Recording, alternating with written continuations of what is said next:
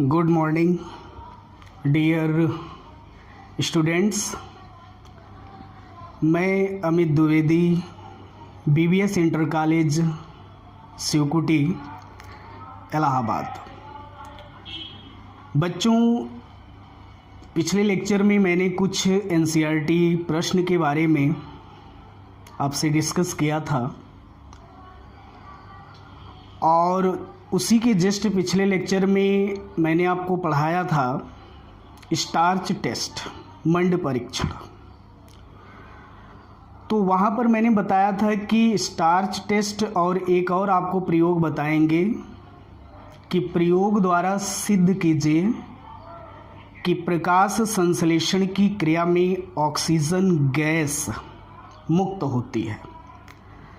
तो प्रकाश संश्लेषण की क्रिया में पौधे कैसे ऑक्सीजन गैस मुक्त करते हैं, इसी को आज हम प्रयोग द्वारा आपको सिखाएंगे, आपको दिखाएंगे कि कैसे पौधे द्वारा प्रकाश संश्लेषण के दौरान ऑक्सीजन गैस मुक्त होती है। तो किसी भी एक्टिविटी को करने के लिए सबसे पहले आप उद्देश्य लिखते हैं। सबसे पहले आप क्या करते हैं, किसी भी एक्टिविटी को करने के लिए सबसे पहले आप उद्देश्य लिखते हैं और उद्देश्य में आपको यहाँ पर करना क्या है,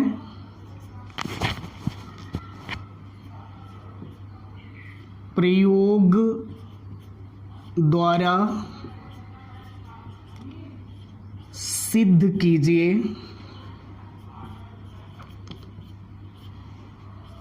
कि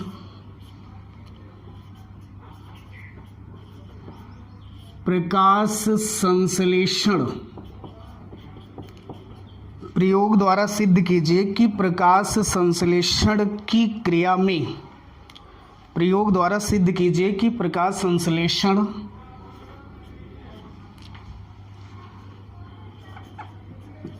की क्रिया में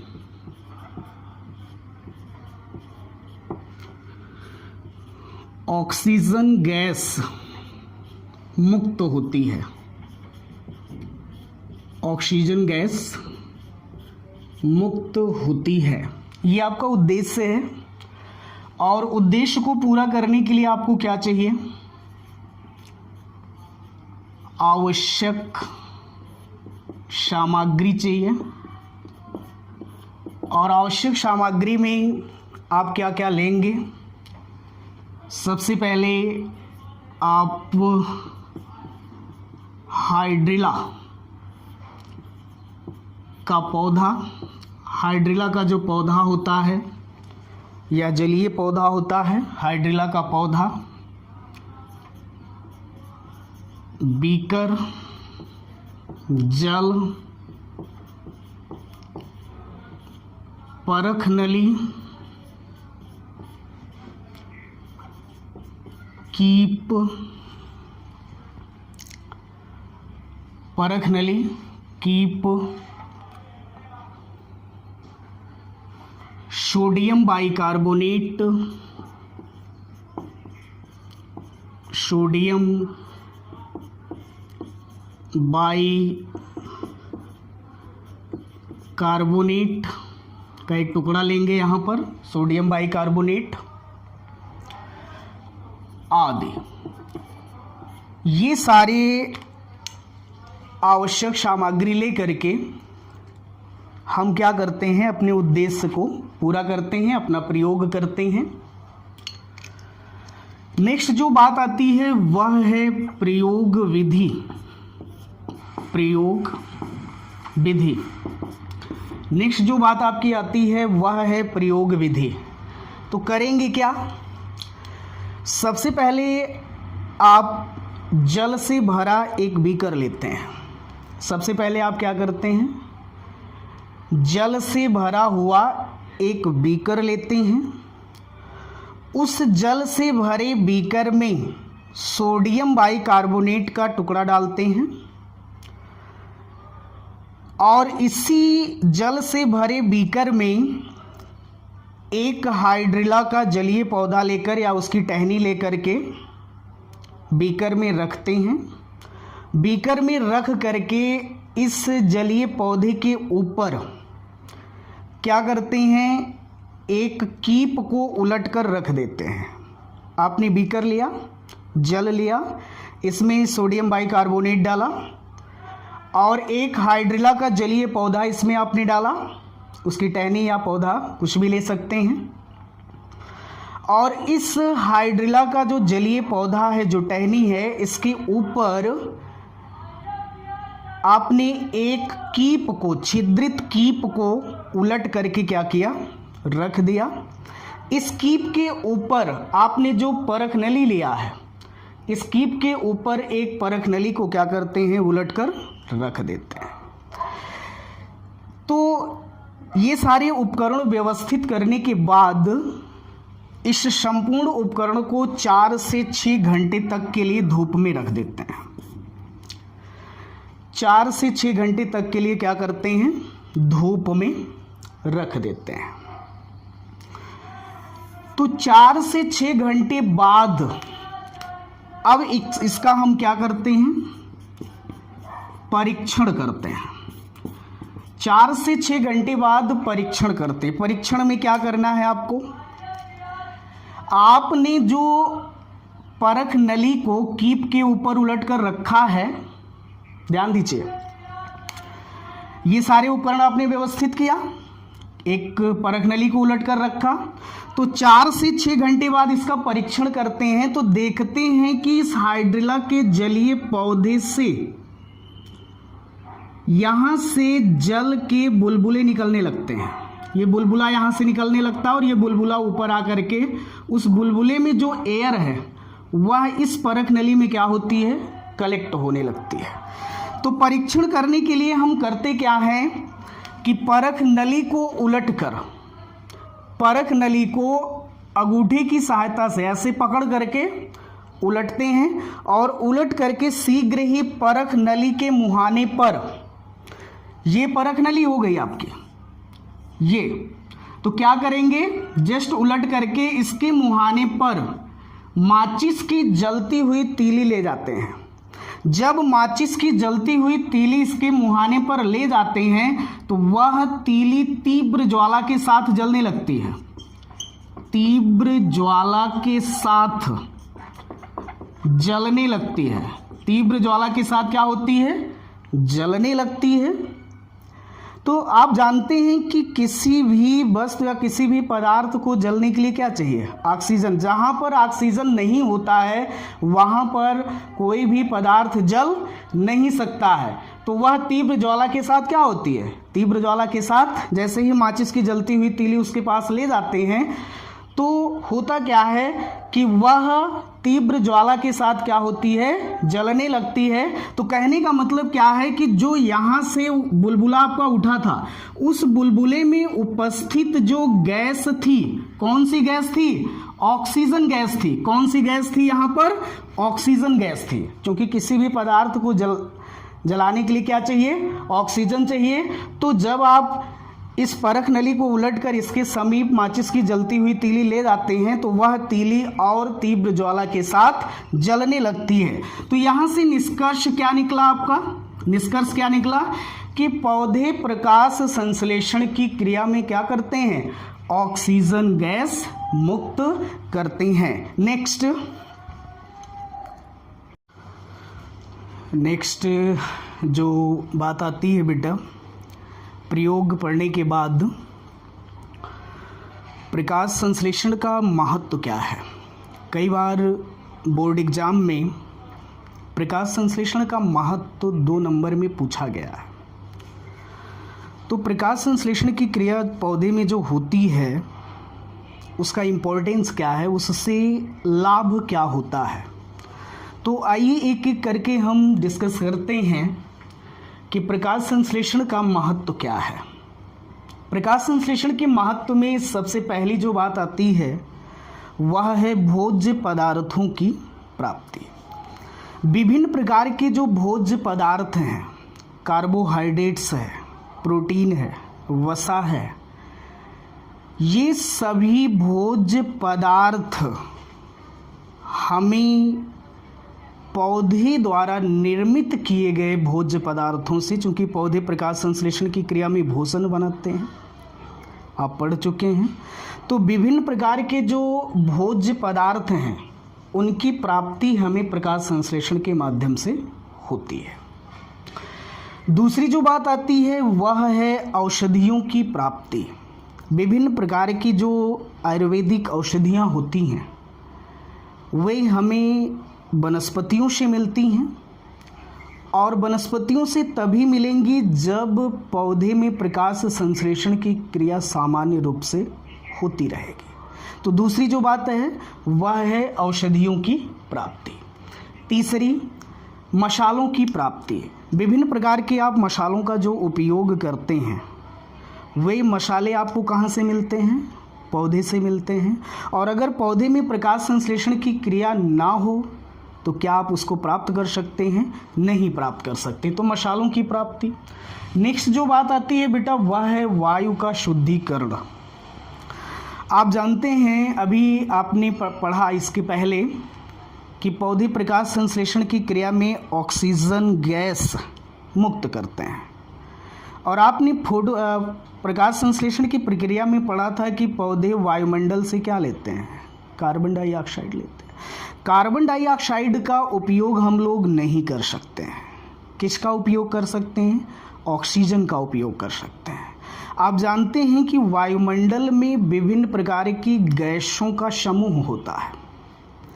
जैसे नाइट्रोजन है 78% होती है, ऑक्सीजन है 21% होती है, और कार्बन डाइऑक्साइड जो होती है वह 0.03% जो करंट में माना जाता है 0.04% आपकी कार्बन डाइऑक्साइड होती है। तो ये सभी गैसें वायुमंडल में एक निश्चित मात्रा और एक निश्चित अनुपात में बनी होती हैं। तो वायु का शुद्धिकरण में कहने का मतलब कि वायुमंडल का जो संतुलन है, गैसों का जो संतुलन है, वह पौधे में प्रकाश संश्लेषण की क्रिया द्वारा ही संभव है। क्योंकि अगर पौधे CO2 को ग्रहण नहीं करेंगे तो भोजन नहीं बना पाएंगे, सीधी सी बात है। और अगर पौधे CO2 ग्रहण करना बंद कर देंगे तो वायुमंडल में CO2 की क्या होगी? अधिकता हो जाएगी। और CO2 क्या होती है? हानिकारक गैस होती है एक प्रकार से, जंतुओं के लिए विशेष रूप से। तो दूसरी जो है ऑक्सीजन है। अगर CO2 नहीं लेंगे पौधे, प्रकाश संश्लेषण क्रिया नहीं होगी, तो स्वाभाविक है वायुमंडल में ऑक्सीजन की प्रतिशत मात्रा भी क्या होगी? घटेगी। तो कुल मिलाकर के प्रकाश संश्लेषण की क्रिया द्वारा वायु का क्या होता है? शुद्धिकरण होता है। नेक्स्ट जो बात आती है जैव संतुलन। जैव संतुलन का कार्य भी किसके द्वारा होता है? विशेष रूप से प्रकाश संश्लेषण की क्रिया के द्वारा, या प्रकाश संश्लेषण की क्रिया में विशेष रूप से पौधे द्वारा जैव संतुलन बनाया जाता है। इसी संदर्भ में नेक्स्ट बात आती है कि प्रकाश संश्लेषण को प्रभावित करने वाले कारक, केसिंग एजेंट ऑफ फोटोसिंथेसिस विशेष करके। तो प्रकाश संश्लेषण को प्रभावित करने वाले कारक में दो प्रकार के कारक हैं, एक एक्सटर्नल फैक्टर्स हैं और दूसरे इंटरनल फैक्टर्स हैं। इनको कहा जाता है बाह्य कारक और इसको कहते हैं अंतः कारक। तो सबसे पहले यहाँ पर थोड़ा सा हम चर्चा कर लेते हैं अंतः कारक में। पत्ती की जो संरचना है, पत्ती की संरचना या पत्ती की जो बनावट है वह इस प्रकार होना चाहिए कि सूर्य का प्रकाश डायरेक्ट पत्तियों पर पड़े। अगर डायरेक्ट नहीं पड़ता है, सूर्य का प्रकाश पत्तियों पर नहीं पड़ता है, पत्तियों की संरचना उस टाइप की नहीं है, तो ऐसी पत्तियों में या ऐसे पौधों में प्रकाश संश्लेषण की जो क्रिया होती है वो कम होती है, प्रकाश संश्लेषण की जो दर है वो घटित होती है। नेक्स्ट है रंध्र की स्थिति। पर्णरंध्र की जो पोजीशन है या स्टोमेटा, जो पत्तियों में छिद्र होते हैं, वे छिद्र पत्ती के फ्रंट में होना चाहिए, बाहर की ओर खुले होने चाहिए। संरचना और संख्या, रंध्रों की संख्या अगर पत्तियों में कम होती है तो उस कंडीशन में, चूँकि रंध्र ही ऐसे पत्ती का वह भाग होता है जिसके द्वारा पौधे वायुमंडल से कार्बन डाइऑक्साइड और उसी रंध्र के द्वारा पौधे प्रकाश संश्लेषण की क्रिया में ऑक्सीजन गैस मुक्त करते हैं और उसी रंध्र के द्वारा पौधे में उपस्थित जो अतिरिक्त जल होता है उस अतिरिक्त जल का पौधे वायुमंडल में मुक्त करते हैं, वायुमंडल में उसे निकालते हैं। तो यह प्रक्रिया आपकी विशेष रूप से ट्रांसपिरेशन या वाष्पोत्सर्जन कहलाती है। इस पर आगे हम चर्चा करेंगे। तो रंध्रों की संख्या कम होने पर भी प्रकाश संश्लेषण की दर क्या होती है, पौधे में घट जाती है। नेक्स्ट जो आपका एक्सटर्नल कारक है, बाह्य कारक। बाह्य कारक में सूर्य का प्रकाश। देखिए बेटा, कृत्रिम प्रकाश में जो बल्ब का प्रकाश है इसमें भी प्रकाश संश्लेषण की क्रिया संभव है, लेकिन पूर्णतः संभव नहीं है।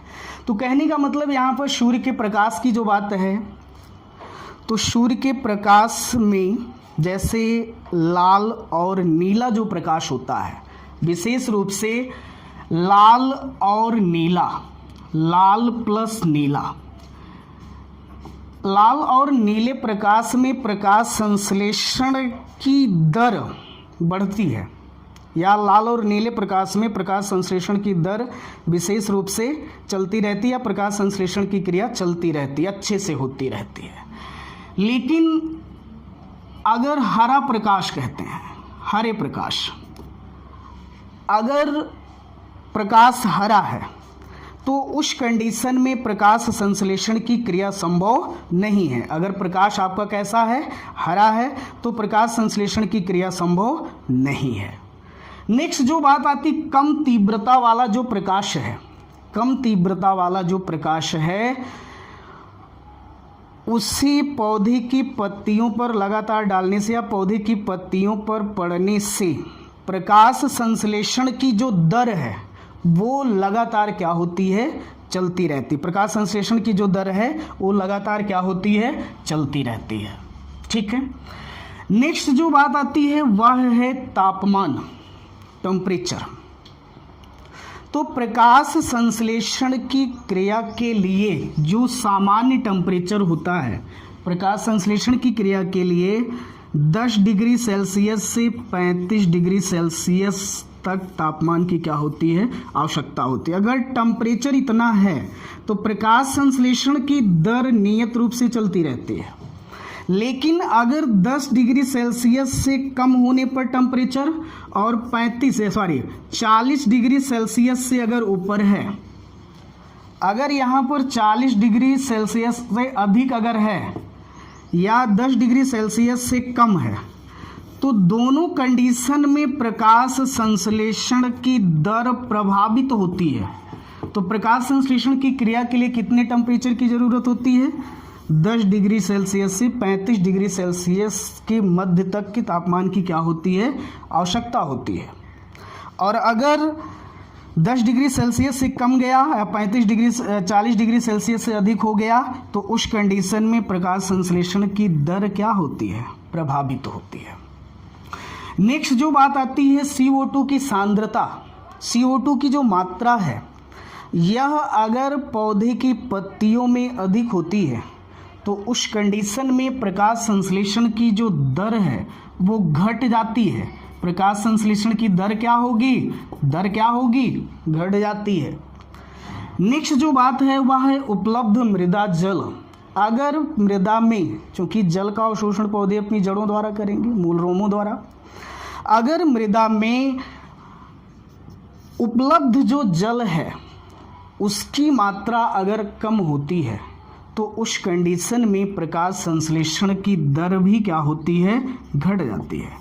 अगर कम है जल मृदा में, उपलब्ध मृदा में जल अगर कम है तो उस कंडीशन में प्रकाश संश्लेषण की दर क्या होती है, घट जाती है। नेक्स्ट जो बात आती है खनिज लवण। पौधे की पत्तियों में जो पर्णहरिम या क्लोरोफिल होता है, क्लोरोफिल, इस क्लोरोफिल के निर्माण में विशेष करके आयरन और मैग्नीशियम ये मिनरल्स आवश्यक होते हैं।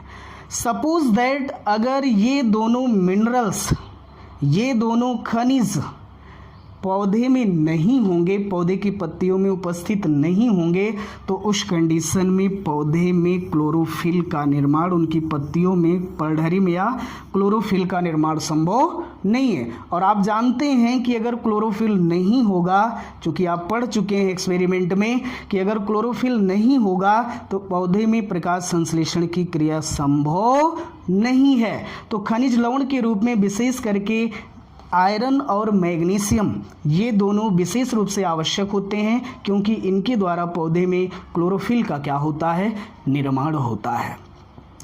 इसी के संदर्भ में बेटा प्रकाश संश्लेषण की जो क्रिया है वो आपकी पूर्ण रूप से समाप्त होती है। प्रकाश संश्लेषण से संबंधित जितनी भी बातें थी वो आपकी इसी में समाप्त होती है। नेक्स्ट वीडियो में हम चर्चा करेंगे स्टोमेटा या पर्णरंध्र की संरचना का। तब तक के लिए थैंक यू, धन्यवाद।